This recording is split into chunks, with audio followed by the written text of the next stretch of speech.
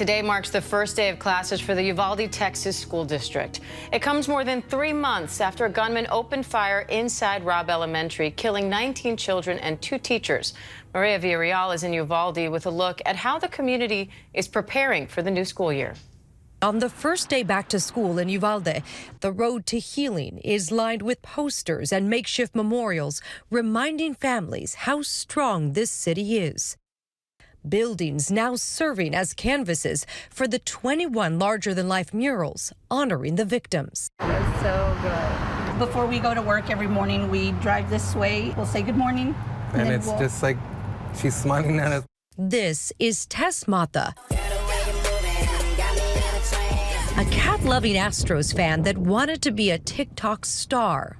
The couple and their older daughter, Faith, sitting down with us less than 2 days after the shooting. For those people who watch this and say, that will never happen in my town. How many times did we say that? 3 months after losing their daughter, the family is finding strength in Tess's memory. Veronica is a teacher with the district and is planning to be back in the classroom this year. I imagine that the question on not just everybody's mind, but really the people who live here, the families, the parents, do you feel safe going back and working? I do. It's slow. But I know that they're coming along. Did you really have to wrestle with yourself about going back? No. It was never a question. There was a question of whether I was mentally ready, but not to go back. Teaching was always something I've wanted to do, and I know that Tess would have wanted me to go back. And Maria Villarreal joins me live now for more on this. Maria, I know you've been in Uvalde covering this story since the beginning. How are families, particularly those who lost their children, dealing with this first day of school? You know, every family is different. We have some families that sent their kids back to private school, one of the Catholic schools here.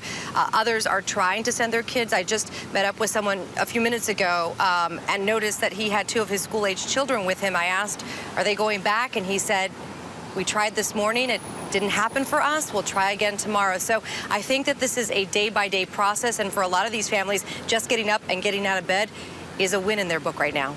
What changes have they made at the schools to try to increase student and teacher safety, or at least that sense of safety?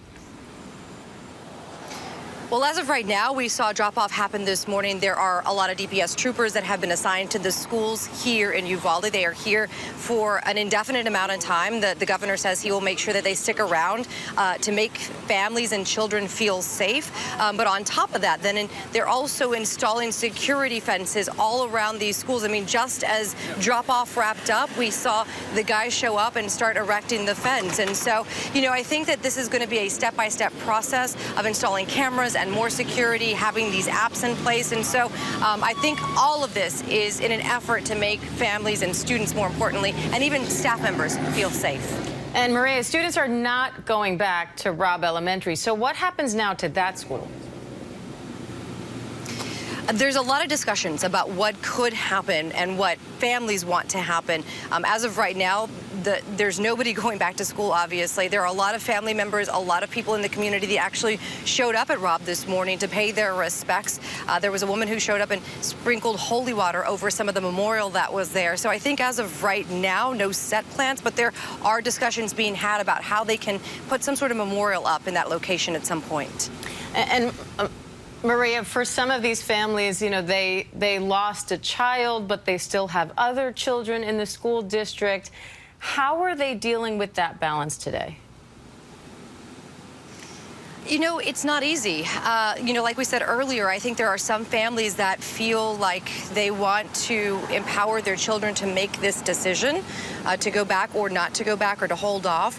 The district has decided to offer virtual learning, which, you know, because of COVID, they are familiar with how to put that together quickly. A lot of families have taken advantage of that opportunity. Some families have chosen to send their kids to private school, to a Catholic school here in town. And I think other families are waiting. There's a bit bit of a frustration that the school district might be moving too slowly when it comes to putting some of the new security measures in place. But the district says, listen, we are doing as much as we can, as fast as we can, but there is even a back order on a lot of the things that we have ordered to bring into this community. So I think right now it is a day-to-day basis for a lot of these families. All right, Maverial, we appreciate it. In Uvalde, Texas, thank you. Hi, everyone. George Stephanopoulos here. Thanks for checking out the ABC News YouTube channel. If you'd like to get more videos, show highlights, and watch live event coverage, click on the right over here to subscribe to our channel. And don't forget to download the ABC News app for breaking news alerts. Thanks for watching.